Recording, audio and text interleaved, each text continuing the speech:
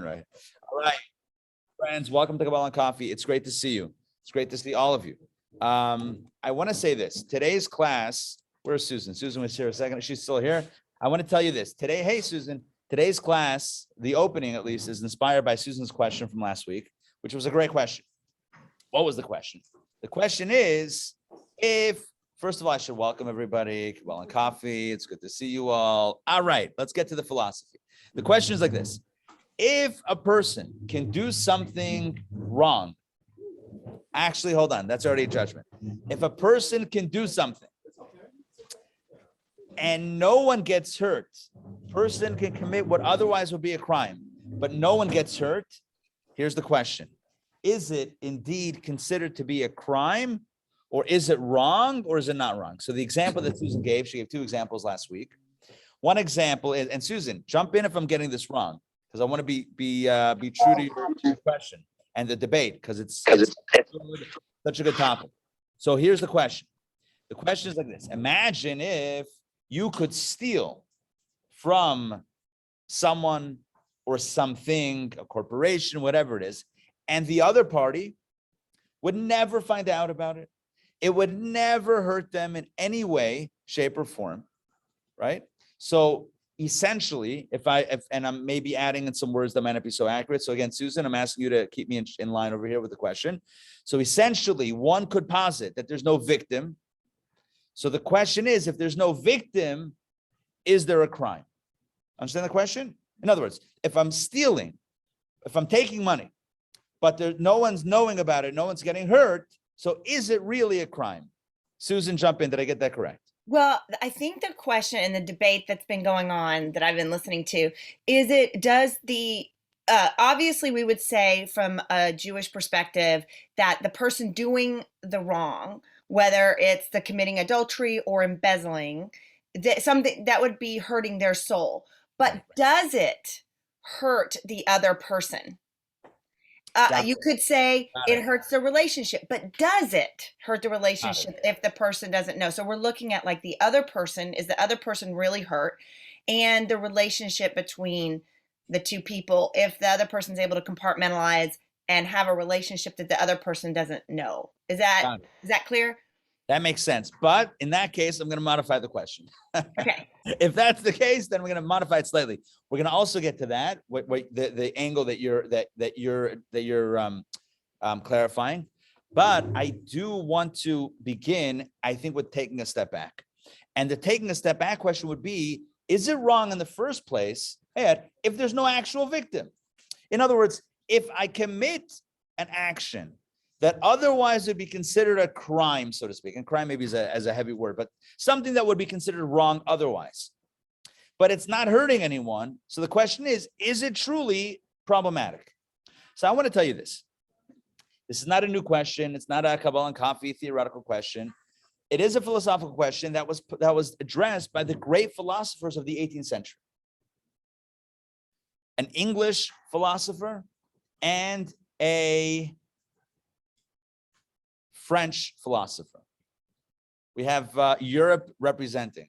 You see, David, you mentioned that the Falcons are playing this morning in London. So we have English philosophers being represented. Jeremy Bentham on one side, the English philosopher from the 1700s, and Immanuel Kant on the other side, who was a German. Scratch all of rewind the tape. German philosopher, also from the 1700s. This was an epic and fierce philosophical debate. And by the way, it has practical ramifications. One might say, well, who cares? Who cares if you consider ethics to be something that is, so that's only based on someone being a victim or someone not being a victim? The answer is it's not theoretical, it's practical. The question is, practically speaking, is this right or is this wrong? So I want to share with you two schools of thought in the philosophical realm. One school of thought is what we would call consequentialist moral reasoning. Consequentialist moral reasoning states essentially that something is wrong or right based on the consequences. It's a very utilitarian approach. So it says like this: how do you know if something's right or wrong? Just see what the outcome is. If it brings someone pain, it's not good. If it brings someone pleasure, then it's good. That's a very consequentialist way of deciphering right and wrong. So again, how do I know if this action is right or wrong? Well, what does it lead to? Does it lead to something good or something not good? If it leads to something good, it's good. If it leads to something not good, it's not good. That's how we determine morality and ethics in that school of thought. Again, Jeremy Bentham wasn't the only one that proposed this idea, but he's one of the main articulators of the school of thought. On the other side, we have Immanuel Kant, who says the following. He says that no, there's something called not consequentialist, but it is what's the other phrase? Hold on, I'll tell you in a second, because I wrote categorical moral reasoning. Categorical moral reasoning is that things are categorically right or categorically wrong, irrespective of their outcome, which means that if I do something right that ends up hurting someone, I did the right thing. Conversely, if I do something wrong that ends up not hurting someone, I still did the wrong thing. It's like the philosophical question. If you chop down a tree in the forest and no one hears it, right? So did it make a sound? So the question is, if I did something wrong, but no one got hurt, is it wrong? He would say yes. Whereas the first side of the other side of the coin would say no. If no one was hurt, it's not wrong. Something is only immoral or unethical if it has a negative outcome. If it doesn't have a negative outcome, then it's not a problem. Now, according to the consequentialist moral reasoning perspective, that it's all about utilitarianism, it's all about outcome, it's all about consequences. What happens if this action benefits some and harms others? Right? Remember, his opinion was that morality and ethics is all about, do your actions hurt someone or do they benefit someone? Well, what happens if they hurt some and benefit others? So what if it's a mixed bag? Is it right or is it wrong? So his approach is always the greatest good for the greatest number. In other words, it's a numbers game. If more people benefit than are harmed by it, so even if some are harmed by it, it's moral, it's kosher. You go by the outcome and you go by the majority outcome. This is an approach in philosophy and ethics. Donna, do you mind bringing over those copies? Yeah, I left them over there. Thank you. This would not be the greatest good for the greatest number if we left the copies. Okay, so basically like this. He says that if you have a question, whether something's right or wrong, there's no objective standard. You go by what you perceive the outcome to be. And if you have a situation where it's going to be good for some and not good for others, then you just go by majority.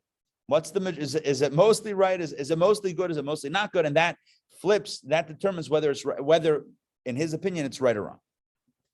This is where a common approach to the trolley car problem or the trolley problem. You know the question about the trolley? No. The moral question about the trolley. Yeah. This is where this comes in. So I'll give you a scenario. This is a classic philosophical scenario. Imagine you are behind the wheel of a trolley car and you notice as you're at a high rate of speed, not speeding, but at a normal high rate of speed, you realize that the brakes have failed. Maybe there's a handbrake situation, whatever it is, the brakes don't exist anymore and there's no way to stop the trolley car. And you see at the end of the track, there's someone at the end of the track who's oblivious. They have their ear pods in. There's no way that they're going to know, and there's no way to stop this tragedy, this tragic accident from happening. Except there's one way to, oh, I'm sorry. Let's say you see not one person, you see a group of people at the end of this track, right? 4 people, 4 construction workers working on the track. They're all headphones on, whatever it is. They can't hear anything. And there's no way to stop the train. Certain tragedy. There's one thing that you can do though, as the trolley car operator, and that is you can pull the lever and there's a split in the track, right? There's a split in the track and you can go from the track that you're on to a different track. and avoid these people. The problem is on the other track that you would switch to, there's one person. You with me? So there's 4 people on this one, and there's no way to stop it. You're going to, God forbid, plow into them. But if you change tracks, you'll avoid the 4, but there's one person over there. What do you do? Lay on the horn. Dina Malka, I love your way of thinking. Lay on the horn. Okay, let's say there's no horn. It's not possible. There's no way to indicate. Have you guys ever heard this philosophical question before yet? It's a classic philosophical question. And you pose this question to people cold or just in a neutral environment. And because I've done this before, 9 out of 10 times, if not 10 out of 10 times, pretty much everyone says, what do you guys think? What do you do? Yeah, you switch tracks, you take out the 1. Why? It's very consequential, it's more reasoning. The greatest good for the greatest number, right? It's a numbers game, right? What's the right course of action? Literally, what's the right course of action? It's to minimize the casualties. And you may call this triage or whatever you want to say, whatever language you want to associate with it. It's basically saying that it's that what is the right or wrong decision or action in this moment. It's whatever has the greatest good for the greatest number, or whatever minimizes the harm for the greatest number. Minimizes the harm for the greatest number and lays the harm into the fewest number. Correct? Now it doesn't sound so bad. But you ask the same group of people that said, for sure, you switch tracks. Absolutely. You switch. Let's say there's a wheel. I don't think there's a wheel on a trolley car, but nonetheless, let's say there's a wheel, right? So you would tell the person, if they were asking you the question, right? Most people would say, you can't stop the trolley car. There's 4 people there, 1 person there. Turn the wheel, take out the 1. Greatest good for the greatest number.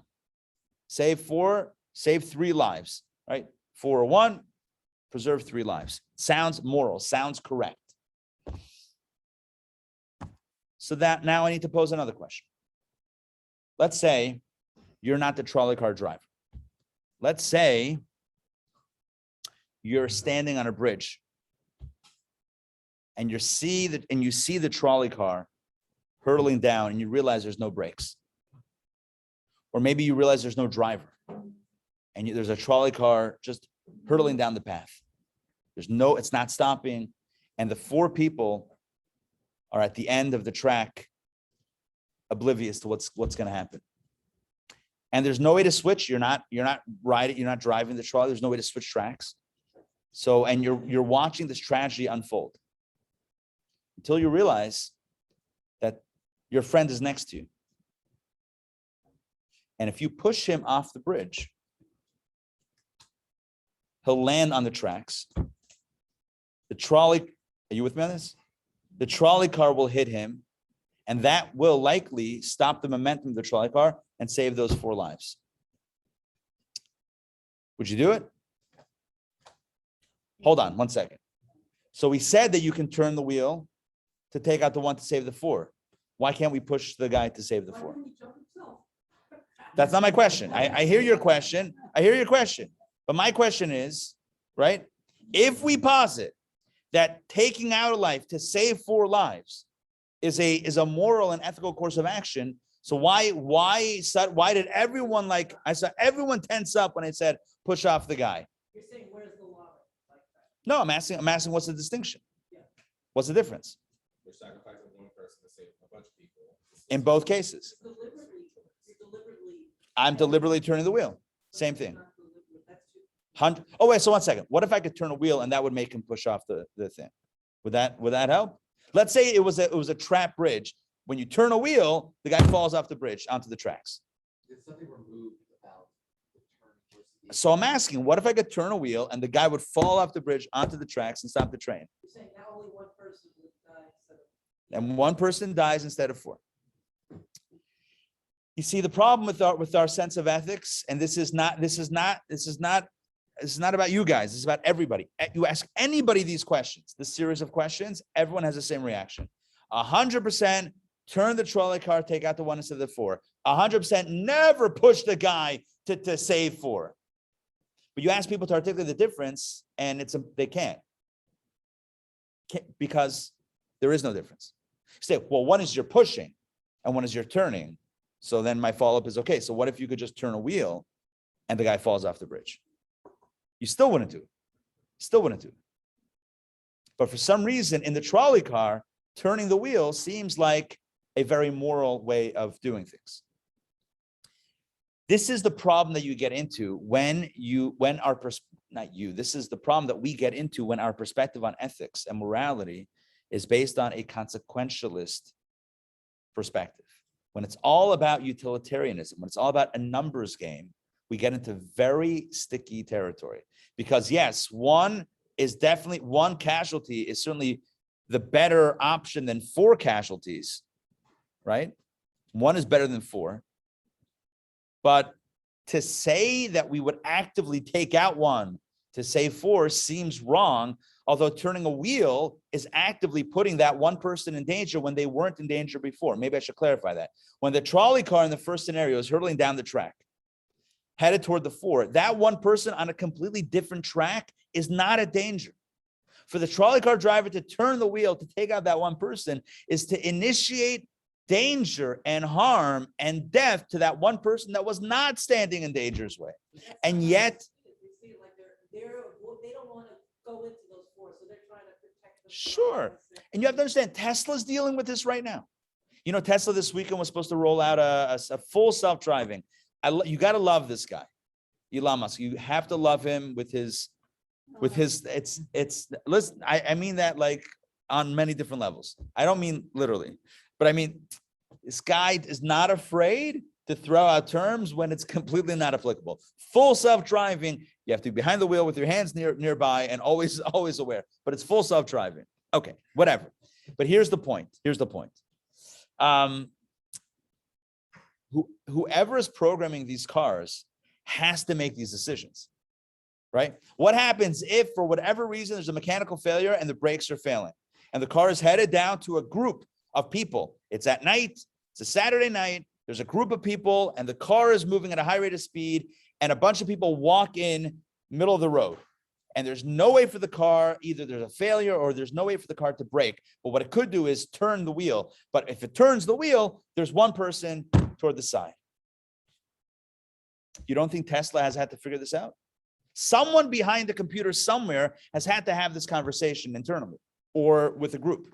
Now, what they have done, no one knows, because this is completely locked in. There is no oversight. There's no transparency in this. But you better believe that whoever has been thinking about the problem or the issue of self-driving automobiles, self-driving vehicles, autonomous vehicles, whether it's full or partial or even lane assist, these types of questions, really partial, has had to think about these questions of what to do when there will definitely be some harm. The question is, who gets harmed? There's another question that one could ask. What happens if the car has to choose between protecting the passenger or the pedestrian?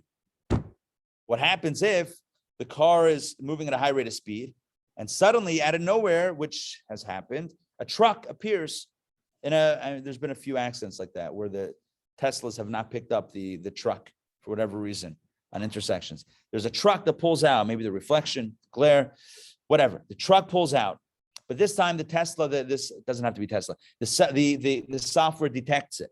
There's no way to stop before it smashes, and it's going to kill the passengers, the driver, the passengers, etc., and the occupants of the car.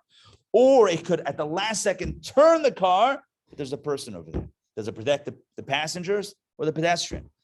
You have to know that if you know anything about programming, these things have to be thought. You can't, the computer, right? The software can't decide on its own. It's not how it works. Even artificial intelligence doesn't actually mean that it's thinking on its own. Even artificial intelligence is the composite of data and facts that are put into computations that are put into the software that are able then to learn the results that you wanted, and then base on that and continue that, and maybe even expand in some limited scenarios. But it's essentially a product of the information that you put in. you have to tell it what to do, essentially, at least in the beginning. You have to tell it what to do.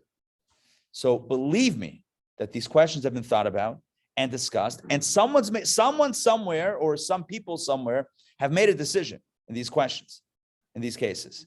But these are real questions, real life questions. And really it comes down to, do we believe that morality is all about consequence, the greatest good for the greatest number, or is there an absolute imperative for within morality and within ethics? In other words, is taking a life wrong? If taking a life is wrong, it doesn't matter whether it's 1 or 500 or 1,000,000 or whatever it is. If taking a life is wrong, it's wrong, which means that if I'm behind the wheel of the trolley car and I choose, see, at this point, it's a mechanical failure. It's not my choice. If I choose to turn the wheel, I am choosing to take a life. I didn't choose the 4, but I'm choosing the 1. If it's absolute, then how can I choose? If it's absolute, how can I choose to push someone off a bridge? I'm taking a life. Torah law says you cannot take a life to save a life. Famous story in the Talmud. A group of robbers came over to a group of people, of Jewish people, and they said, hand over 1 or else we kill you all. Talmud says, what do you do? And the answer is, you don't give over anyone.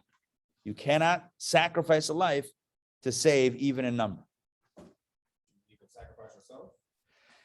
That's a big question in Jewish law. It's a big question. Could you step up and sacrifice yourself for the others? It's one of those things that likely the law doesn't mandate, but it wouldn't be held spiritually against you if you did it. In other words, it's not like you could tell someone you have to do it, but if one chooses to do it, certainly it wouldn't be a problem. It would be perhaps laudatory. Again, there is a bit of discussion about that.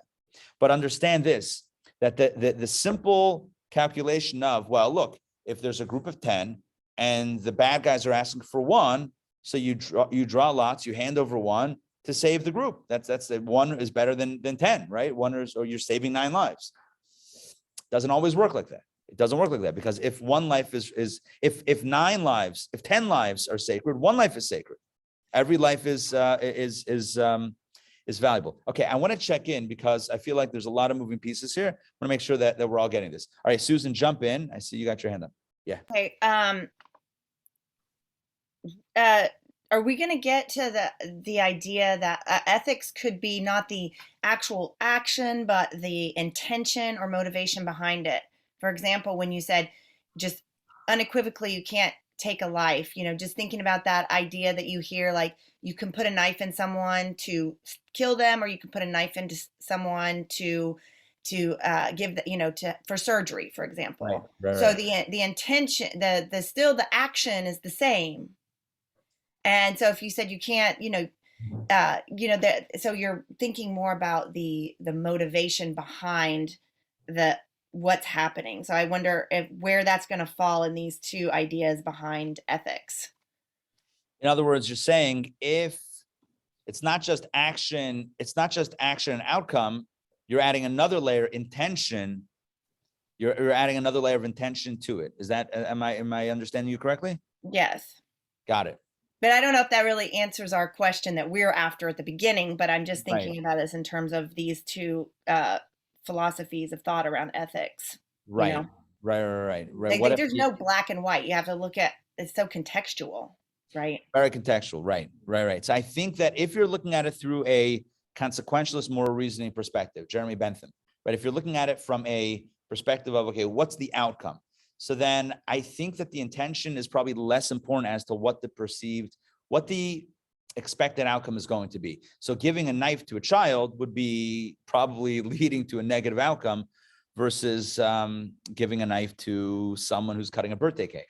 So you would have to, I think, take into account in the intention stage what the likely outcome would be to then figure out, well, is this action moral or is it immoral? When you talk about the other perspective, right, the Immanuel Kant perspective of categorical moral reasoning, where things are just right or wrong. So he was challenged about this when it came to truth and honesty. He said, right, and the famous question was, what if an assassin, murderer, asks you the whereabouts of their wanted victim, right? Someone says, listen, I'm trying to kill so-and-so. right? I need to take him out, but I don't know where he is. And I feel like you know where he is. Do you know where he is? Should you lie or should you not lie? Right? And it seems obvious, lie. I have no idea who this is. I can't help you. But Immanuel Kant would say, no, truth is an absolute moral imperative. And because it's absolute, you have to tell the truth. Consequences, be darned, right? Doesn't matter what the consequences are. I have to do what's right. Many of us would call that meshuggah, right? Are you kidding me? That's crazy. And yet that's a valid perspective. So I don't know how that fits in, that angle fits in with intention versus action. But I think on that level, intention and action are also kind of intertwined. It's kind of like your intention in this action, is it, according to your perception, is it what is demanded of you morally in this moment, or is it not? Is it morally the right thing, or is it not? And not look at the consequence of the action, but in this moment, in this slice of a moment. If you know something and someone asks you if you know it, to say that you don't is wrong. Even though your intention is to save someone else, forget intention. Like, what are you doing right now? Is it right or is it wrong? That approach is very difficult. So each one has its disadvantage. According to the first approach, there's no line of right or wrong. It's just like you take a poll, like, is this good? Is this good for y'all or is it not good for y'all? And that determines morals. It's very much like backwards driven. According to the second opinion, the categorical moral reasoning approach, there are things that are black and white, but the problem is if you take that too literally or too extremely, then it leads to a world like Kant says, where he doubled down on. He said, yeah, you have to tell the person where the person is. So there's a third approach, which is the Jewish approach. Always the best, but we'll talk about that in a second.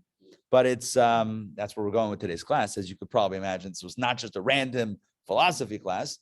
This is Kabbalah and Coffee, after all. I wrote in the email last night that we're going to be discussing the origin of ethics and the definition of ethics from a Jewish and mystical perspective. So we're getting there. But I first want to lay out the limitations of the two systems, the two most popular systems that have been debated in philosophy. Yes, I remember a class where you were teaching that a person is not obligated to give up your life to save another. Right. You use this thing like if you're in the desert, you only have, a couple drops of water, you have to give it or share Right. it with the other person. You're not required to give up your life Correct. to save another. Correct. Yeah. So that's addressing Adam's question, right? You're not obligated Mhm. to give up your life to save others. The question really is, though, are you even allowed to? Or is it considered to be like suicide, like something that like someone is, in other words, are you even allowed to if you're feeling noble and feeling like that? Or is it reckless? Is it recklessly endangering one's own life? Someone else's life is in danger. That's not my thing. Now, in this case, it's a little bit different because as one of the 10, your life would also be in danger. So it's really it's not moving danger to a place where it wasn't. It's just taking all of that danger and releasing the others from it, if that makes sense, right? So in a case where, for example, someone sees someone else, God forbid, drowning, in swift currents, and they're not sure if they can jump in and save them and pull them out, or if they're also going to get caught in. It's a split-second decision. Do you jump in or do you not jump in? Torah law doesn't mandate jumping in.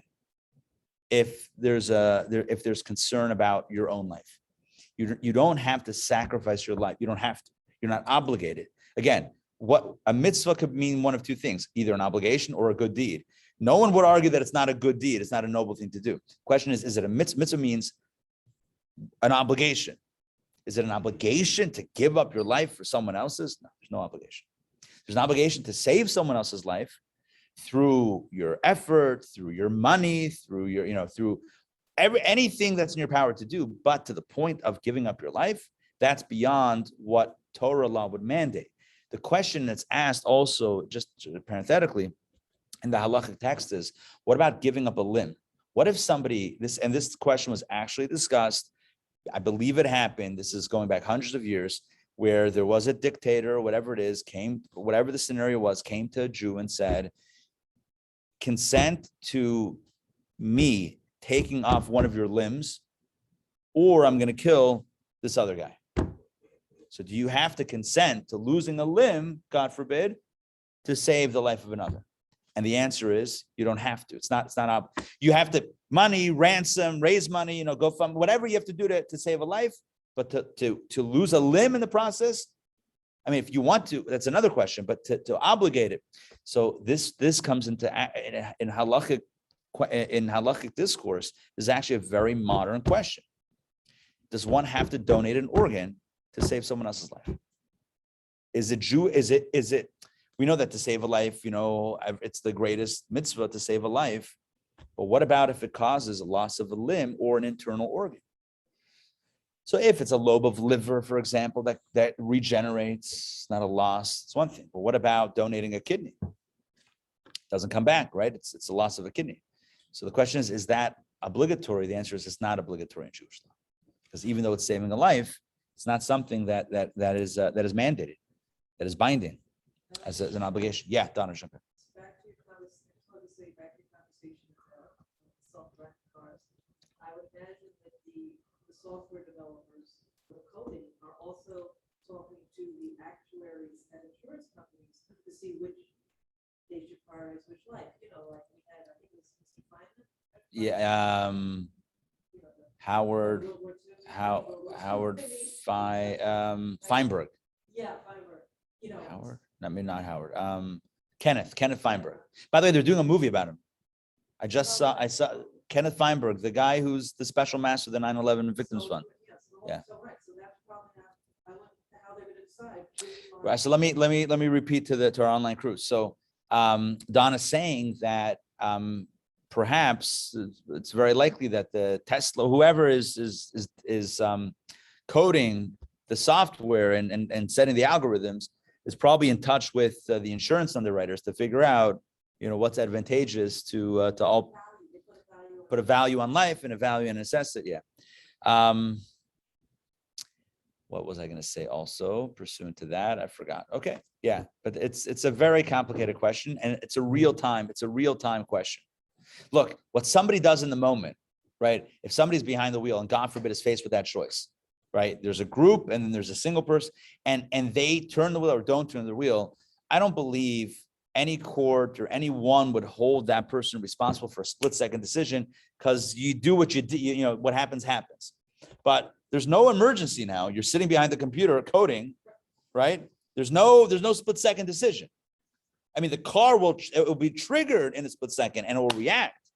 But you now have the benefit, you, the coder, the designer, the philosopher, the ethicist, have the benefit of thinking about this, with a glass of scotch, or maybe it's not a good thing to think about when you're drinking scotch, but you with, in a calm, wearing fuzzy slippers and comfortable clothing. So you can think about this in the comfort of your own home and come up with what you believe is moral or ethical. But it all comes down to really two different paths. Do we believe that morality is a product of the consequence, in which case we look at the greatest good for the greatest number, and that becomes right, and what creates the greatest harm for the greatest number becomes what's wrong? Or do we say, no, there are things that are objectively right and objectively wrong? Let me check in on the chat here, because it looks like we have some things that were written here. Give me a second. Right, the tree falling in a forest, good. Right for the wrong reasons, wrong for the right reasons. Yeah, that's a good way to put it. Industrial advancement and the carbon footprint, good or bad? Good. Industrial advancement. What if you have no choice? Yeah. Probably less inclined when the action seems more in a direct pushing. Yeah. Yeah. Very, very good points in the chat. Very good points. I don't know that I can add anything that intelligent to what's been written in the chats. I think very good points to think about. When we think about, actions, like Alex mentioned, industrial revolution, industrial advancement, not revolution, that's going back a few years, but industrial advancement, we're creating more things, but at the same time, we're taking out the environment with it. Good or not good, moral or immoral. It benefits some, it harms others. I mean, it's kind of like real estate in a community, right? Prices go up, it benefits some and it hurts others. It benefits, right? I mean, it's very hard because we live in a world in which good is mixed with the opposite. Ever since that sin, right? Good and not good I'm going to say very hard. What I mean is impossible. It's impossible to have something that's purely good that has no side effects. It's almost impossible. Yeah. And The problem try to with minimize it. consequences is you can't predict. Right. I turned in an embezzler. And went to federal prison. And it's now no longer living. Mm. But one thing happened that I didn't count on. And when he was threatened by being exposed, he murdered somebody. Wow. That's a heavy story. Can I repeat the story? All right. Anna's telling a story that she turned in an embezzler, which is a good thing, right? Stopping the embezzlement, etc. But in the course of that, playing out, this fellow murdered someone, maybe a witness. So these are unintended consequences. Bring someone to justice, which seems like a good thing. You're preventing victims from being harmed, but creating a new victim in the process. And sometimes it's impossible to proceed. Thank you for sharing that story. That's a crazy story. Wow. Wow, that's an incredible story. It's really like that. It's like anytime you see a model, an economic model, like, okay, if we do this, that, or the, like, you can't know what you don't know. But even when you know that you probably don't know, you still don't know exactly how it's going to play out. It's like you can perceive. It's like everyone has ideas. Like if you raise the minimum wage, it's going to be good or it's not going to be good. If you give, government, like subsidy or like what they did a few months ago when they the cash payments or whatever it is. So good for the economy, not good for the economy. Does it lead to inflation or not? I mean, you have models from here to tomorrow. Who knows what's going to happen? And it's not a political thing. It's a life thing because we don't know when you hit one button, when you press this thing, how do the dominoes fall? And sometimes they might fall this way or that way. It could go either way sometimes. Anyway, it's a lot of conversation. So I think what Anne's point is, which is a very important point, is if you take the first approach, which is the consequentialist approach, which is saying, well, let's just see what the outcome is going to be and then work backwards. You don't even know the outcome sometimes. How do you even know the outcome? So maybe there's more comfort in saying, look, let's just decide that this is right and this is wrong, and that's it, and move from there. That's one approach to avoid that. I'll tell you the Jewish approach, because I know you guys are waiting for it.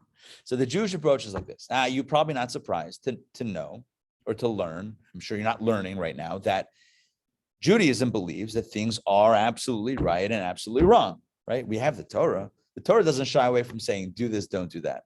The Torah doesn't say, by the way, if this will work out, no problem. If it's not going to work out, then maybe you should avoid it. That's not a Torah. That's not the language. This isn't the verbiage of Torah. The Torah says, do this, do not do this. Look at the 10 Commandments.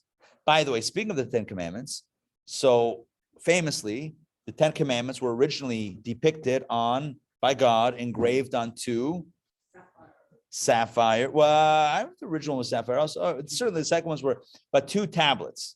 Okay, and the way it worked was that the two tablets, one had 5 commandments and the other had 5 commandments. And as I've explained in other classes, in other contexts, there are 2 ways to read the 10 Commandments. You could read them 1 through 10.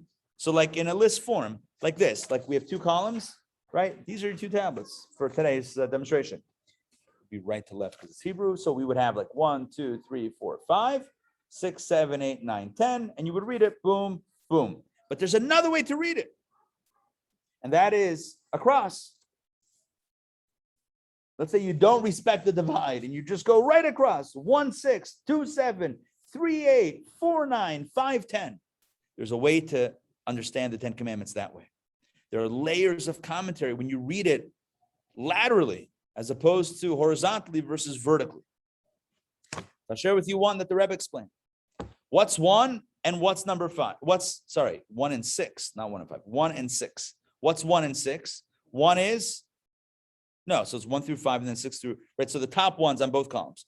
So number 1 is, what's the first of the 10 commandments? I am the Lord your God. I'm God, right? And then the flip side is don't have any other. So I'm God. What's number 6?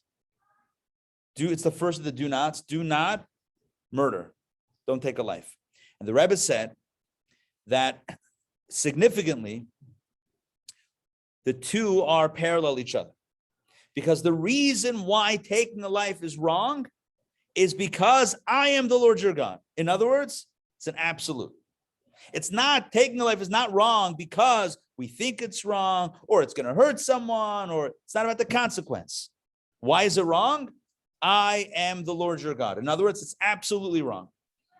Which means, and the Rebbe said this in the context of Nazi Germany, because the Rebbe spent time in the 1930s in Berlin. As you may or may not know, the Rebbe studied at the University of Berlin in the 1930s. He then studied at the Sorbonne later. But the Rebbe studied at the University of Berlin. The Rebbe said, I was in Germany before World War II. Very moral, ethical, very educated, maybe he didn't say moral, ethical, very educated and sophisticated people. At the height of intellect and advancement. The top of the game, the top of Europe. So how could they descend into such barbaric behavior? Simple. They divorced commandment number 6 from commandment number 1.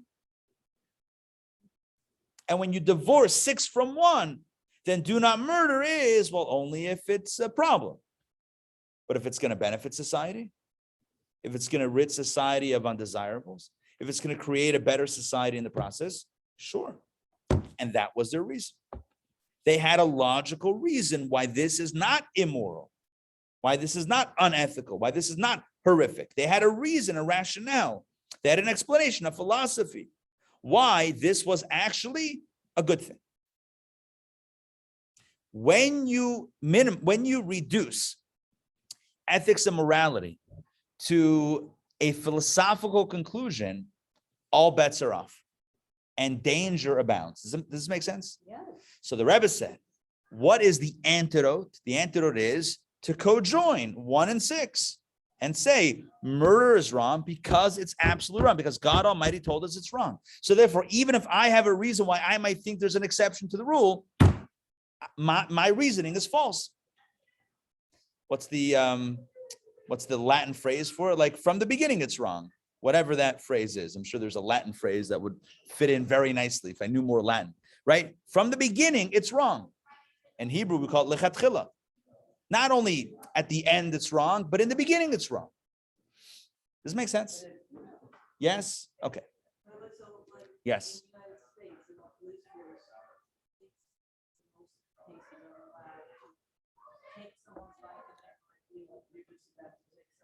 Right. So now you're asking, so Don is asking the question, what about if one feels that their life is in danger, are they allowed to preemptively act? No, someone else. So the policeman is allowed to take person X's life because they believe that person X is going to take person Y. Doesn't have to be a police, it's not a police question. It's a question, it could be any question. Like, what if a person sees someone who looks like they're going to take someone else's life? Are you allowed to intervene and take the perpetrator's life, the not yet, but soon to be, you believe, perpetrator's life? So this gets into a conversation that Torah, the same God that says, do not murder, also says that if you see someone taking someone's life, you're allowed to step in and using up to and including lethal force, but not if that's not required. So if lethal force is not required and lethal force is used to stop the threat, but if lethal force is used when it's not required, then that's an act of murder. So there are other forms of incapacitation that must be used before lethal force. But if that's the only way, then one is allowed to use it. Why? Because the same God that says do not murder also says that to stop a murder, because it's considered more like stopping a bullet, if you will. Are you allowed to destroy the bullet to save a life? The answer is yes. And I know now it sounds like we're walking back the absolute nature of it, but again, it's not absolute for the sake of absolute. It's absolute because God gave us a call. God gave us a moral framework around it, which includes some nuance on it. Now, here's the thing.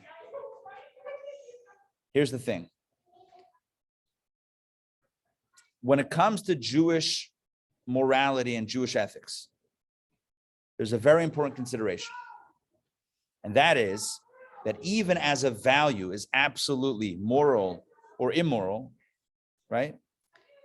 There are still other values. Again, so even as, let's say something is an absolute value. This is a value, it's a good thing. That doesn't preclude the possibility of there being other absolute values that are equally important. So let me explain. So let's say that Judaism believes that truth is an absolute value, which it is. It says God's seal is truth. Okay, so truth is an absolute value. And we even had that phrase, God's seal is truth, in our discourse in a previous session. Like God's stamp. Like if God were to have a monogram, it would say emes, truth, emet, truth. Good.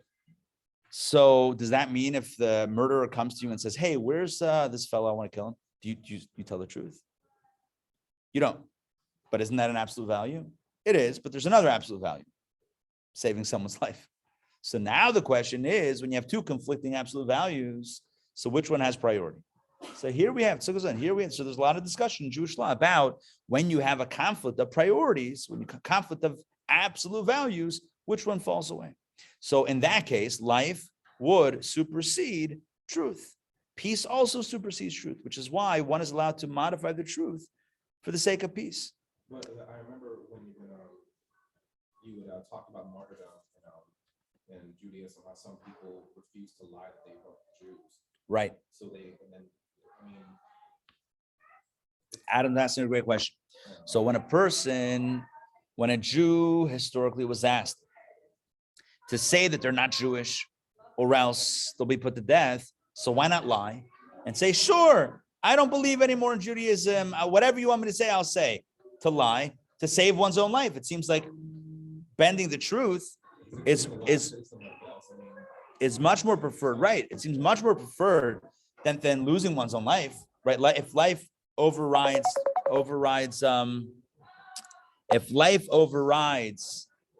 truth, so how come it doesn't do so in one's own case?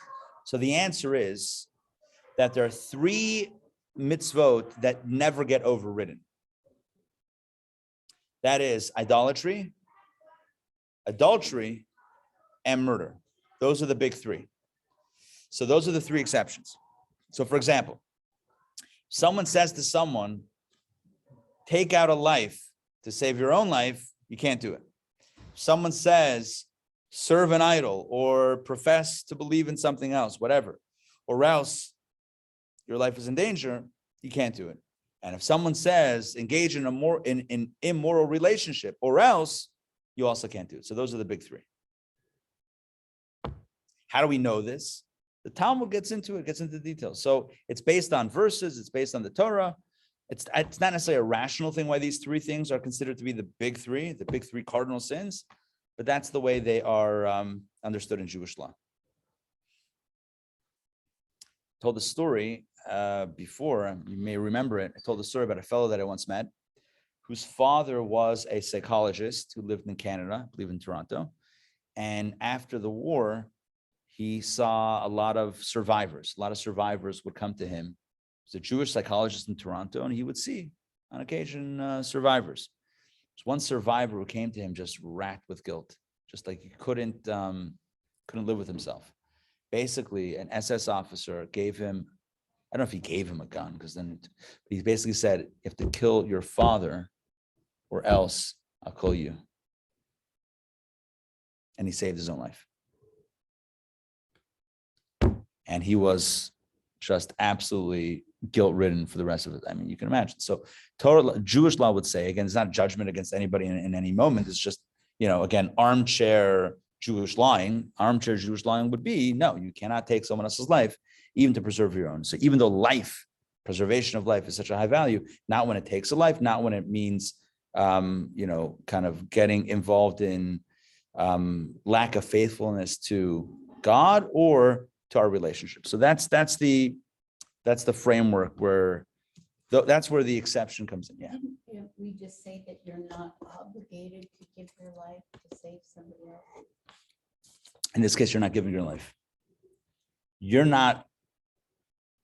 Well, no, I said again. Shoot your father, or else we'll shoot you. I Right. mean, you're saving, you're not obligated. In other words, in that case, you have to not do anything. Inaction is what you need to do, or not to. Yeah, Because- isn't inaction also still a choice? I mean, because you know what's going to happen. Inaction is right now. It's a good question. Inaction is a choice, but it's not an active choice. It's not an active action. That's why letting go of the steering wheel is preferable to turning the wheel and taking out the one. Because if you turn the wheel, that's you killing that one person. Not doing anything, I mean, you can't hit the brakes. So not doing anything is not you killing those four. It's an accident. It's not you doing it. It's the circumstances. The question really is like this. What happens if, theoretically, someone fires a weapon? Is one allowed to duck? If by ducking, it's going to hit the person behind them. You with me? You're saving your own life, but because of that, you're putting the other person's life at risk. When let's just, maybe not a bullet, because maybe it would take out both. So let's just think of another scenario, like a bow and an arrow or something else that wouldn't do double damage or only hurt one or only injure or kill one. Anyway, there's a lot of these are very good questions, and I'm not trying to give like quick answers. These are very good questions, but it all circles around the question of how we view ethics. And how we view ethics is a very tricky situation. Some of us instinctively view ethics in a categorical way. This is right and this is wrong, and I don't care what happens, but this is right and this is wrong. Some of us view it more in a consequentialist fashion. It's like, okay, so is it going to end up good? Is it going to end up not good? And Torah kind of has a bit of this and a bit of that. Torah says that there are absolute values and there is absolute morality. However, you also have to look at the outcome. So in the case of the murderer that's looking for the victim, you lie to save a life, right? In certain cases, maybe you wouldn't lie to save a life, as based on some exceptions. Either way, here's where I want to bring it back to the Kabbalah and to our conversation. When we think about, by a very quick intro, the book that we're studying is called Overcoming Folly. And there's one objective to this book. If you had to boil it down, it's a lot of pages, like 400 pages. If you had to boil it down to one point, it's this. Every decision we make, even if we're not aware of it, requires an intellectual choice. We never solely make decisions from the heart. It always, at some point, is signed off on by the brain, by the mind, which is a positive, because that means that if we can slow down the process, we can change our typical reactions, our typical reaction choices. So typically, a scenario comes up, we have a choice, we make an action, and we're not even necessarily aware of why we make a choice, why we made that choice, right? Why did we make that choice and not the other choice? Who knows? It happened so fast. The goal of this text is simple. One thing, slow down the decision-making process. Slow it down. First of all, number one, be aware that a decision is being made. Be aware that the brain is signing off on saying, yes, I think this is a good idea. Number one. Number two, slow that process down. Number three, interject. In the case of a negative decision, negative choice, interject a competing idea that might flip the choice in the other direction. So instead of me saying, oh, this looks good, I'm going to do it, I should say, it looks good, 1 second. So now I want to do it, but let me think about some other considerations that I wouldn't think of if I was moving so fast through this process. Does that make sense? Basically, slow down the process so that I have a chance of introducing some other information into the scenario so as to make a better choice, a different choice.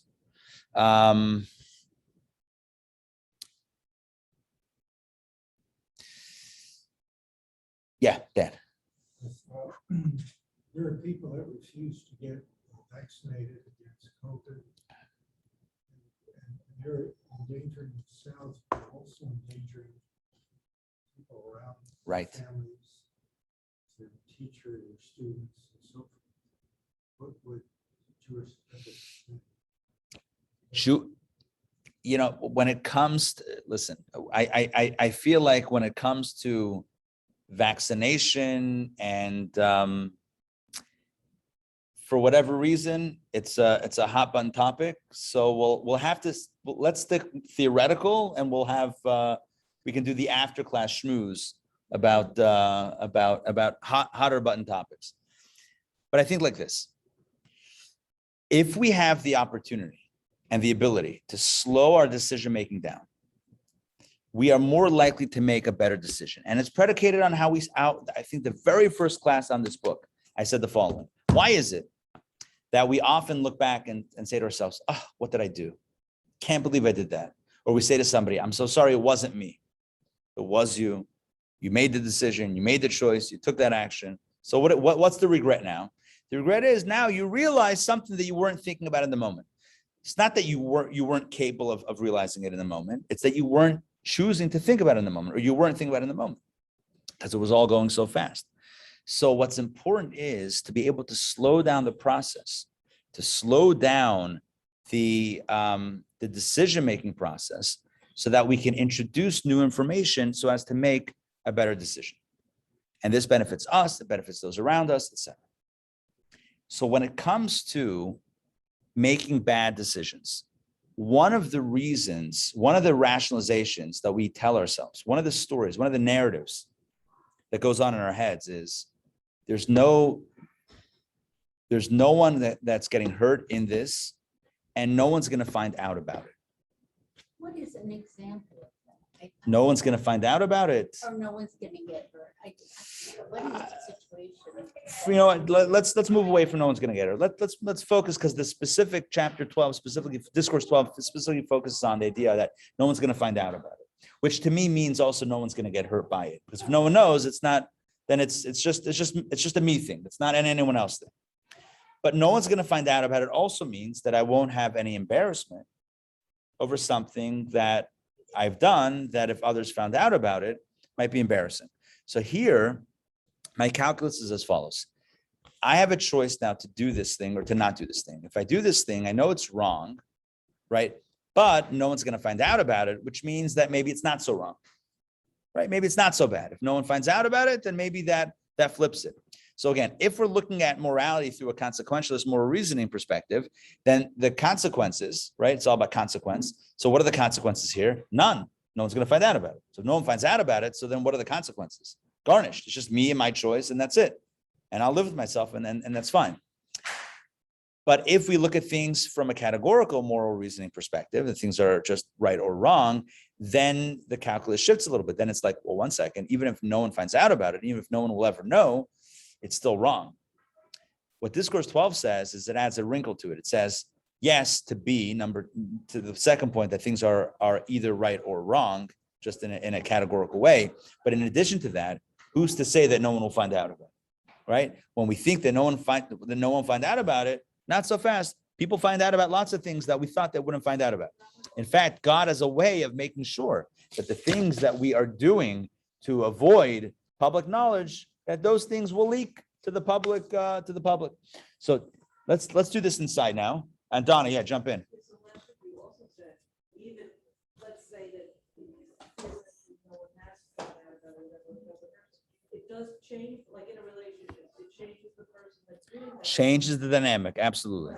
Even if you think, so that notion of, oh, it's not going to hurt anybody, that's still the rationalization of the evil inclination that says it's trying to get us over the hurdle of, oh no, should I do it? Should I not do it? Come on, do it. No one's going to find out about it. Whether or not that's true, as we'll see, remains to be determined. But even if it were to be true, we still have the other idea that it's still wrong, even if no one finds out about it.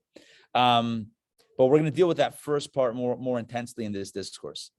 All right, let's jump inside. I'm going to share my screen so that everybody's on the same page here. In the handouts or in the book, it's page 184, discourse number 12. I'm going to start reading. The Yetzer Hara at work. Yetzer Hara, of course, is the evil inclination. And what is the evil inclination? That means that the voice inside of us that convinces us to do something negative. And whose voice is that? It's our voice. It's one of our inner voices. We have a lot of inner voices. We hear lots of voices. That's one of them at play. So here we go. Let's jump in. Discourse 12, chapter 1. I believe Discourse 12 is only one chapter. So this is the one and only chapter of Discourse 12, which means that theoretically, we could, I think we should be able to do this today. Another enticement of the Yetzer Hara is that no one will see him. In other words, another narrative of the evil inclination, another narrative of the inner voice that gets us into trouble is, oh, don't worry, do it. No one's going to find out about it anyway. No one's going to see him. Him meaning third person, but if we're speaking like more directly, no one will know. No one will see you. You're fine. You're safe. No one's going to ever find out. Why? Why is this voice necessary? For the sinner does not want others to know of his failings. Because if everything we did, if we were in middle of a room surrounded by others with a spotlight on us, we wouldn't do most of the things that we do that aren't good. We wouldn't do it. It just wouldn't happen. Why? Because others are watching. So why do we do it when others aren't watching? Because we say, well, no one's watching and no one's going to know about it. So I feel a little safer. There's a great story of the Talmud that follows. Rabbi Yochanan ben Zakkai. You should know who is Rabbi Yochanan ben Zakkai. He lived at the time of the Second Temple, and he's the one that went to the Emperor Vespasian, the Roman general who became the Roman emperor, Roman general Vespasian, and he asked that even as the temple be destroyed, that the Romans allow for Torah scholarship and Jewish continuity to resume in the city called Yavne, one of the cities in Israel.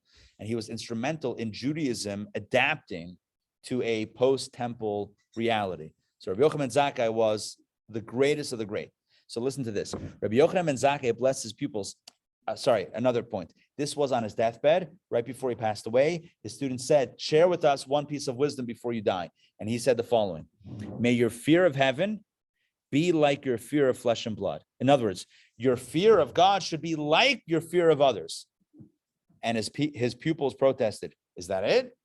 That we shouldn't fear God more than people? It should be just to that level as people?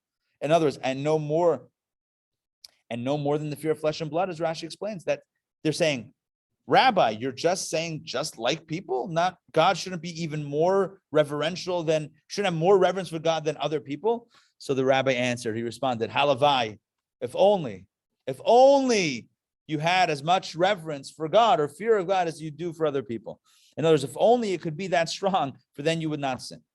When someone commits a sin secretly out of fear of other people, knowing that everything is revealed to God, yet he does not desist, he says, I hope no one sees me. In other words, a person on their own in the privacy of their own home does whatever they do and says, well, at least no one's going to find out about it. What about God? Well, at least no one else finds out about it, because the fact that God is always watching doesn't necessarily hold a person back, whereas if others were there, he wouldn't do it. So what's the point of all this? The point is that in this checkpoint, I'm going to call it a checkpoint, this mental checkpoint. In order to act on something, it has to pass the mental checkpoint. So the mental checkpoint, to allow this action to happen, part of the calculus, part of the narrative is, oh, no one will find out about it, you're good. So if no one will know, you're fine. Go ahead, proceed. The gate opens, the action continues. No one knows about it. What do you mean no one knows about it? What about God? In this manner, the Yetzer Hara entices man that no one will see or ever know of his misdeeds. So he addresses this as a folly, right? This is called overcoming folly, which means that the narratives, the stories we tell ourselves are not true. And he says right here, second line, second paragraph, but it just isn't so. And that's why this is a folly. The folly is no one will find out. Or the narrative is no one will find out. That's the justification. That's the rationalization. No one's going to know about it. I'm safe. But it just isn't so. People do see, they do know, and do recognize him for what he is. Without fail, he will do something to make people suspicious. No one's that good. No one's that good to live a double life, is what he's positing here. Now, your mileage may vary, some better than others, but nonetheless, he's saying it's not sustainable. In truth, due to the many desires of the Yetzer Hara's persuasions, he will do numerous stupid things, foolish things that no rational person would agree with at all. In other words, it's not going to be limited to one. This is not a one-time narrative. It's not a one-time rationalization. Once the person does it and realize, and with the understanding or with the belief that no one's going to know, no one's going to find out, I'm safe, that's going to lead to more and more behavior in that genre. I'm okay, no one's going to know. So it is only, let's continue, it's only his Yetzer Hara, the evil inclination, that makes him go against his own reason and his creator's reason, impelling him to, I'm going to say, call this foolishness, right? It's the Yetzer Hara that says, go against what you know to be right, what you know to make sense, go against what God wants, because no one's going to find out about it. And that's foolish. People then become suspicious. In other words, when a person consistently acts in a way that is inconsistent with their own values, at some point, people become suspicious. They become curious about his true nature. We see evidently, in other words, we see tangibly. It plays out in real life that a word, a movement can betray oneself. Somebody says something and it's a little off. Somebody does something, suspicious, right? A movement, a word, a movement can betray oneself. This is how you give yourself away, right? Revealing what lies deep within, that it is not good, right? So inevitably, a person betrays oneself. What do they say about? Yeah, either not making eye contact or making eye contact with whatever. Just whatever. He's being super vague here, which I think is I like that it's vague because we can all apply it on our own. You know, it opens up the imagination, if you will, to many scenarios. And the point is, he's not saying what exactly it's going to be, but at some point, the person will give it away. We are not discussing actual sinful speech like lying, malicious gossip, slander, or vulgarity. In other words, we're not saying that the person's going to give it away in an obvious, doing that same indiscretion in front of other people. No, much more subtle. We refer to an innocent story told casually, nothing more, it would seem, than idle chatter. But actually, this conversation could reveal the inner evil. Just what the person shares in narrative can reveal where they are inside. The point is, if this is who we are, who we've become, at some point it's going to leak out in some way, even if the person doesn't realize it. Does that make sense? Even a look, he says, bottom line of 184, even a look can reveal so much about a person. Sometimes, 186, sometimes one looks deliberately and eagerly at something he ought not be looking at. And with this, he demonstrates the full degree of the evil within him. Or someone looks a little too long at something, and you're like, all right, so then what's going on? Right? So just even a look, not saying anything, not doing anything, just where they're looking can reveal so much about what is actually going on inside. So a person says, I'll do this, that, or the other, but no one's going to know about it. It's fine. I feel safe. This is all about feeling safe, right? This is not about, it's not about right or wrong. It's about feeling safe. The person says, I know it's wrong, but I feel safe because no one's going to find out. So that makes it, to me, that makes it less, it feels less wrong because I feel safer. It's just me, whatever. No one knows, no one's aware. So first of all, the rabbi said, Rabbi Yochanan Zakkai said, what about God? But the Rebbe says, that's Rabbi Yochanan Zakkai. But the author says, the Rebbe Rashab, the fifth Rebbe says, forget about God. I don't really forget about God, but even if we're not thinking about, even if we're thinking about the actual rationalization itself, the story that you're telling yourself, no one's going to find out. They will find out. At some point down the line, the ruse will be up. And now he goes back to what we said before. Second paragraph, 186. Even if people are not aware of one's personal deficiencies, everything is known to God. And that's circling back to the other point. This is what the rabbi said, right? Even if people aren't aware, so even if somehow this person is able to conceal it and avoid, revealing it or tipping his hand about what's going on inside them, nonetheless, God knows about it. As is written in Jeremiah, if a man hides in secret places, will I not see him? That's what God says. Like, can you really hide from me? Not happening. There is an expression. All is revealed and known before you. Nothing is concealed from you. Nothing is hidden from your eyes. God, who does know, reveals his actions and makes them known. That last line is powerful.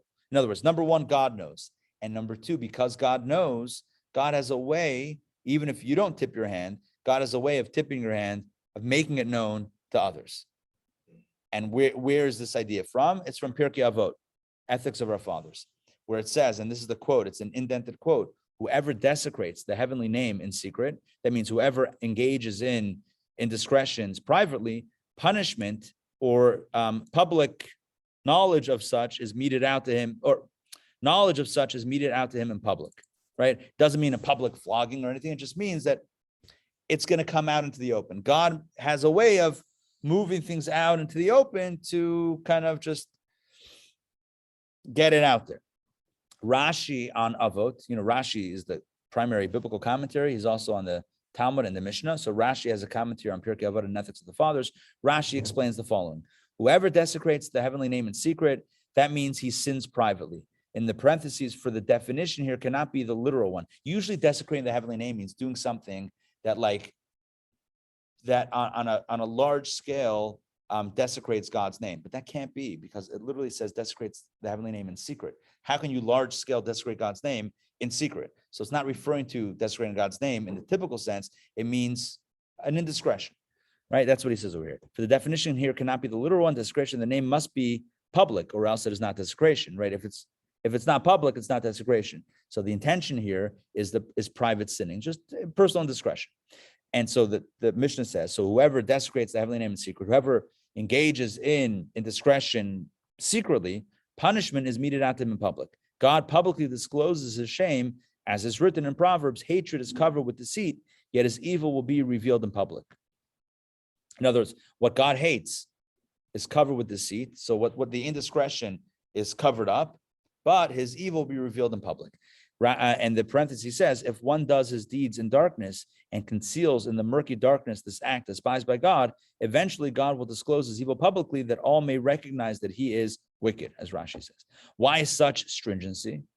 So that the name of heaven will not be desecrated through him, that it not be said, have you noticed so-and-so who was so wise and does so much good, yet he suffers with this and that?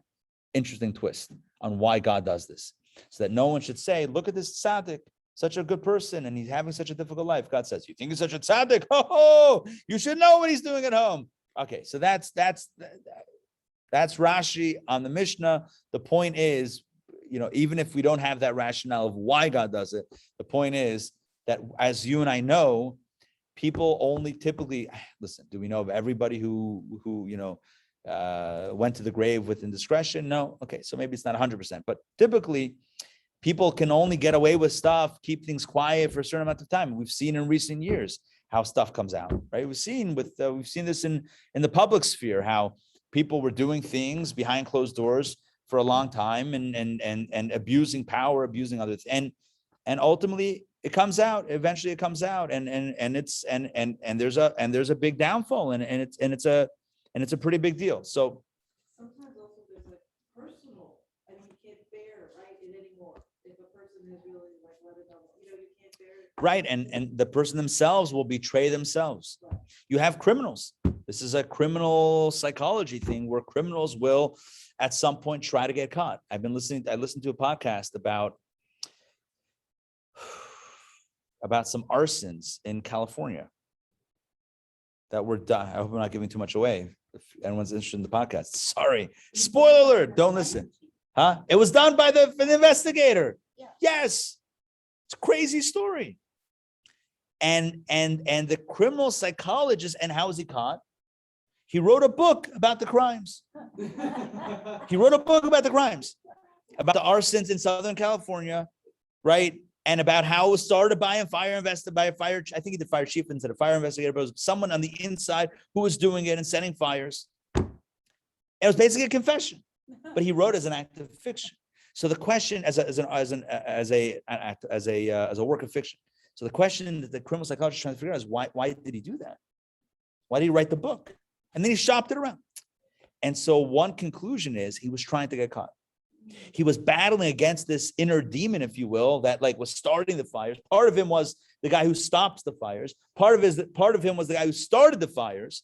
This was an inner battle. And in one moment or at one time, the part of him that wanted to stop the arsonist, the inner arsonist, wrote a book to expose the inner arsonist.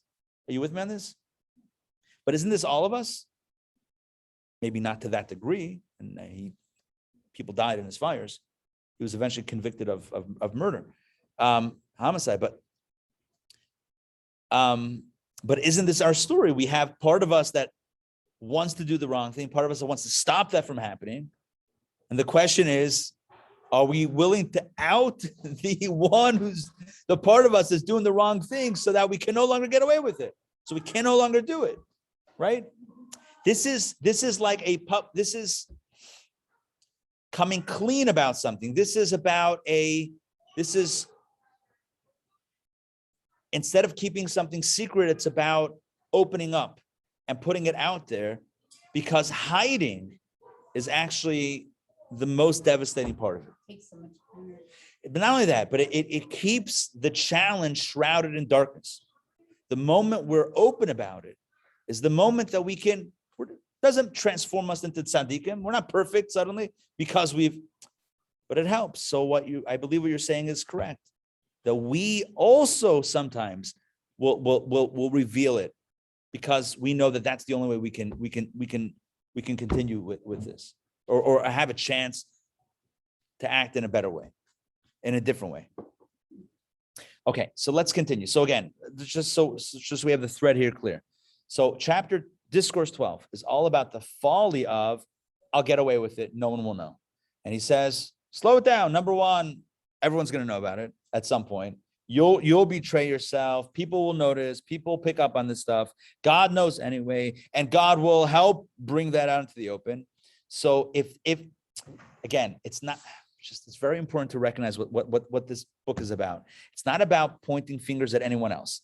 This book is completely designed for us to have contrary thoughts or opposing thoughts in our mind when a negative thought rises up. When a negative thought arises, oh, let's do this, and no one will know about it. We should have a counteracting thought says, 1 second. Not so simple. Not so likely that no one's going to know about it, and then maybe we'll make the right choice. The fact. So let's continue. He summarized it here. Bottom paragraph on 186. The fact that it entices him that no one will see is just more nonsense of the Yetzer Hara. In other words, this idea that, no one's going to know about it, that's still more foolishness. It's nonsense. We know that those who are more refined and intelligent are not as susceptible to foolishness as our coarser men. By the way, that could be debated. That's another. I'm not disagreeing with the Rabbi here on this. I'm just saying that intelligent people sometimes can rationalize even more elaborately than unintelligent. I'm not judging intelligence. I'm just saying that the more active one's mind is, typically the more they can make sense of something that they know or that anyone else would say doesn't make sense. The more you can spin tails. But Reagan had a great point on that. I think he said always with the intelligent people, not that they're evil or stupid. They just know so much that it's true. right, exactly. So the more we know, the more we can know the other way. It's like a horse that's really, really fast. It can go down the right path fast. It can go down the wrong path also very fast. So he says a little different angle here. We know that those who are more refined and intelligent, I guess refined is the key word here, are not as susceptible to foolishness as our coarser men. Emotional people, because they are 188, impassioned and excitable, are more liable to be receptive to nonsense. They delude themselves more easily. The Yetzer Hara, being animal-like and emotive, entices man in various ways. I'm going to tell you my take on this paragraph in a moment. Whoever follows the guidance of the Yetzer Hara simply accepts its folly and persuasion. He imagines that no one realizes his misdeeds. What I think is, what my understanding of this is, what I said maybe 10, 15 minutes ago, and that is the more instinctive we are in our actions, the more we act on, oh, wow, this looks good, this feels good, let me do it. No one's going to find out. We're not thinking we're not thinking consequences. We're just in the moment, the more likely we are to make a negative choice or to allow a negative choice to unfold. Whereas the more we slow it down and think about it and think it through, the more we'll realize, 1 second, hold on, people will find out about it. I will be exposed. So if my motivation to do it, or if what's going to get me over the hump to do it is because no one will know, let me just assume that somebody at some point will know about it. And now let me make the right choice. It's so true. We know that those who are more refined and intelligent are not as susceptible. Well, that's like Germany. I mean, they were very refined. I know that's, intelligent. I know I have the same question on the language here. Now, it could be, I don't remember what the Hebrew says. It could be that this is a product of the translation, kind of slanting it in a way, in a direction that it wasn't intended. But even as written, my take on it is, it's not intelligent. It's not like, oh, intelligent people don't make mistakes. No, what my take on this is that when you slow it down and really think about the reality and think about the fact that no one can really get away with something forever, and that likely I will be exposed and likely people will find out about it, that will act as, hopefully, as a buffer for me to go into that, to wade into that negative territory. That's my take on it. To be consistent throughout the chapter, I think that's my only way to understand that last chapter.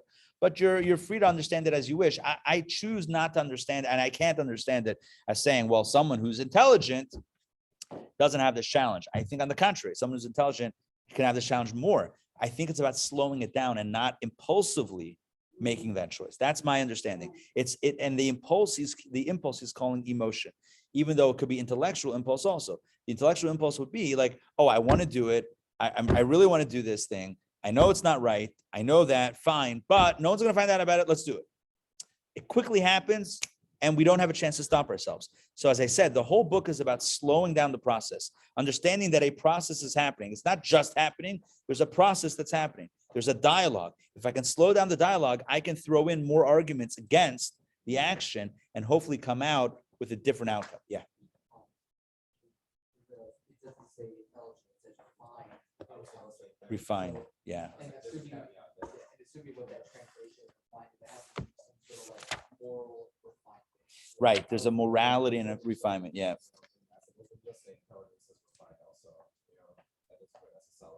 You know what's interesting in the I'm now looking at the Hebrew side. It's interesting because, and you know what, I'll put it back up for the benefit of everyone online. Give me a second here. Let me share this again. If you look on the Hebrew side, oh, I can't highlight it. It's not OCR. Okay, it's the third line in the Hebrew. It says the Elu Shehem Baale Mezek Dak. It's the third line from the bottom of the page on 187 in the Hebrew. The Elu Shehem, those that are Baale Mezek Dak, those that are of a refined character. Edel mention. He says it in Yiddish. He doubles down in Yiddish. Edel means refined. Edel mention. Like, refinement, right? Refined human beings. Uvali seichel and intelligence. So he throws that in almost like after two phrases of refinement, uvali seichel, and therefore the way I understand it is it's not about intelligence. It's a refinement and the ability to think things through. It's not about how smart you are. It's the ability and the willingness to think things through and not act just impulsively. And I think the contrast is versus acting impulsively, where, you know, the red flag is, oh shoot, I know it's wrong. And then we get over that red flag by saying, okay, but no one's going to find out about it. I'm okay. So he's saying, let's slow that down so that the red flag of, wait, this is wrong, actually becomes a barrier. And we should tell ourselves a different story. 1 second. I know it's wrong. And somebody may not find out, but they might, and it's still wrong. And God knows about it, and da-da-da-da-da. And hopefully then once we slow it down, then it's no fun anyway, because it's not impulsive. So boring. It's boring to not sin impulsively. So then, all right, takes the wind out of our sails, and hopefully we can make a better decision. Does that make sense? So how does it connect with my whole preamble about ethics? What he doesn't speak about in this chapter is the fact that things are objectively wrong. But of course, that's the bedrock of the conversation. The bedrock is it's wrong. So we know it's categorically and objectively wrong. The only question is, are we going to convince ourselves that even though it's wrong, it's not so wrong? Why is it not so wrong? No one's going to know. No one's going to get hurt. I'll deal with it on my own self. I'll work it through. I'll work through the guilt. I'll be fine. And if accountability to others is what's going to keep you in check, so then just know at some point you'll be accountable to others. That's it. In other words, if lack of accountability is what's going to get you to make the bad choice, so then just know that there will be at some point accountability, because it's impossible to not have that accountability. Does that make sense? Is that like David sending Bathsheba's husband to the front line? Yeah, that was quite the story, huh? And then the punishment was he wouldn't be able to build the temple. Well, I don't know if the temple was more because of his warring nature, but yeah. Yeah, David, it's quite the story. You guys know the story, right? David, Bathsheba, yeah. He met a woman who was married. He looked out of his palace and saw a woman bathing on the rooftop bath or something like that. And he asked his guards, whatever, who she is, whatever. He called her over, and they were together. Turns out she was married. Turns out her husband was not home. Why not? Because he was on the front lines. Sorry, he was a soldier in the army. So David says, he starts thinking quick. He says, okay, call him in.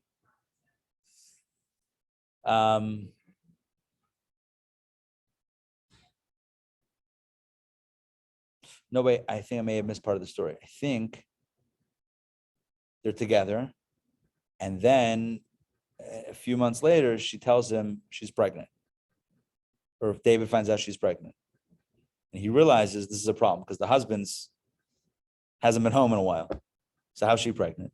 So he quickly calls the husband from battle and said, the king called you. He meets with the king. The king says, you're such a good soldier. I want to give you, what do they call it when you have a break from what is it? R&R? Yeah, a little R&R, sure. A little break, a little hiatus, a little leave, and you can go home with your wife and enjoy. He's hoping that, and then in 7 months, whatever, baby could be born premature also, who knows, whatever, no one will find out. Meanwhile, back at the ranch, or not back at the ranch, the husband doesn't go home. So he says to him, why don't you go home? He says, look, it's not right for me to go home and be with my wife when my brothers are on the front lines. It's not, I can't do it. It's not right.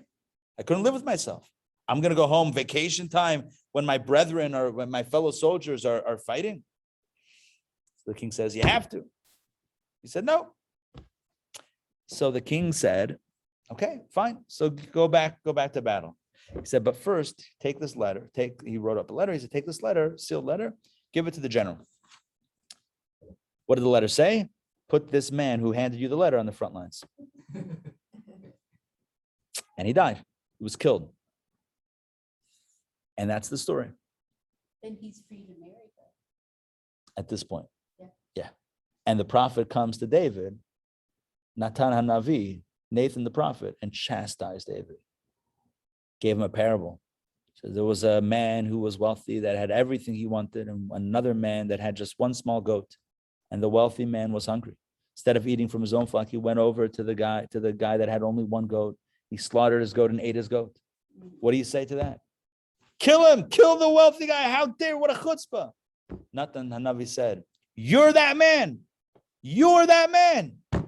Here's a guy with his wife, and you're that guy. King David? Yeah. And you know what King David said? In response to this, Chatasi Lashem, I've sinned before God. That's what he said. He owned it. You know what Adam said when confronted with his sin? Eve made me do it. You know what Eve said? The serpent made me do it. You know what King Saul said when he messed up? The people made me do it. You know what David said? I've sinned. That's why he's King David. Not because he was perfect, because he owned. Yeah, two of the major murder and. Listen, if you want to get into the halacha of it, then you could say the guy disobeyed the king. So he was, what's the word I'm looking for? No, what's when you disobey the king? Treason, high treason. Oh. So he was guilty of high treason. That's why he was killed. If you want to get technical, I can give you technicalities, but David didn't do that. He didn't get into he didn't excuse himself. He didn't, and he could have. There's other, I forget already the commentaries. They explain why, they give explanations. But David himself didn't say any of that. Kadasi Hashem. The rest of his life, he fasted and prayed and wrote Psalms. That's what he did the rest of his life. So that's why he's King David. Yeah. That's why King David is not because he was perfect. King David is King David because when confronted with his own imperfection, he owned it. Who does that? And changed and was contrite the rest of his life. Who does that? That's the mark of a hero. The mark of a hero is not someone who's perfect, because find someone who's perfect and I'll tell you they're a liar, but you're just not looking close enough. The mark of a hero is not someone who's perfect. It's someone who acknowledges their faults and works to better themselves in an honest, authentic way, without deflection, without blame, without shifting. That's what makes King David King David. So you hear the story about King David, you're like, oh my God, this is King David? David, Melech Yisrael, Chai, Vikayam. Why? Why are we seeing like King David to live and be strong? You know, the Davidic dynasty from this guy? Show me someone who can own what they've done, take responsibility, and work on change. That's a hero. That's a strong person. Okay. All right. So we ended in perhaps an unexpected place, but it all comes back to, David's actions were exposed. Hey, we're talking about it. Certainly it became known. Literally thousands of years later, we're talking about we're airing David's laundry. So it's not about David, it's about us. It's about us. When we are faced with the choice, we're faced with the temptation, and we quickly tell ourselves, it's fine, no one's gonna know about it, I'll be safe. Let's slow that down and let's think about it. And let's remember 1 second, not so simple. Number one, people will find out about it. Things don't stay hidden forever. I'll betray the truth of who I am. It's going to come out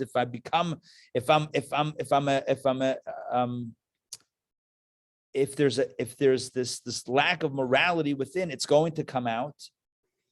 And God knows, and of course, objectively, it's wrong.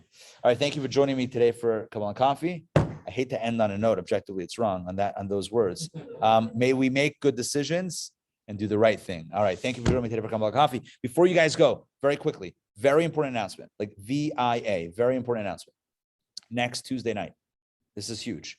We have the incredible good fortune of hosting on Zoom. It's a Zoom event. She has an incredibly busy schedule. Judge Rachel Ruchi Fryer. She is the first ever Hasidic woman to be appointed in a public office position in the US. She is a criminal court judge in New York City. She's incredibly inspiring. She even started, you may have seen the documentary, 93 Queen. She started a all-female ambulance service in the Orthodox neighborhood. You may know this, you may not know this, something called Hatzalah. Anybody familiar with Hatzalah? Hatzalah is a Jewish ambulance service. Well, she started a women's version of that. So for women want to call and have women ambulance, there was a tremendous pushback in the community, which is a complicated topic. She's incredibly strong and has done tremendous things. So join me and us next Tuesday, the 19th, 8 p.m. for Judge Rachel Fryer. The event is called the Superwoman of the Hasidic Superwoman of Night Court. And that's based on a title, the title of an article in the New York Times that featured her a few years back. So join us then. It's going to be incredible. Also, very quick announcement, a very important announcement. Next week, I will not be in town. I'll be, please God, traveling. So I will not be here for Kabbalah Coffee. So we do not have class next week. So that's an important announcement. Mark your calendars. No KNC. next week, but we will be back, please God, the following week. All right? Good stuff. All right, we'll see you guys. Don't forget, this week we have a full slate of classes. Check your local listings for more information. All right. Take care, everybody. Thank you. Our in-person crew, Susan, David, Toba, Linda, Joy, and Alex. Great to see you guys. Shavua Tov. Have a great week. Shavua Tov.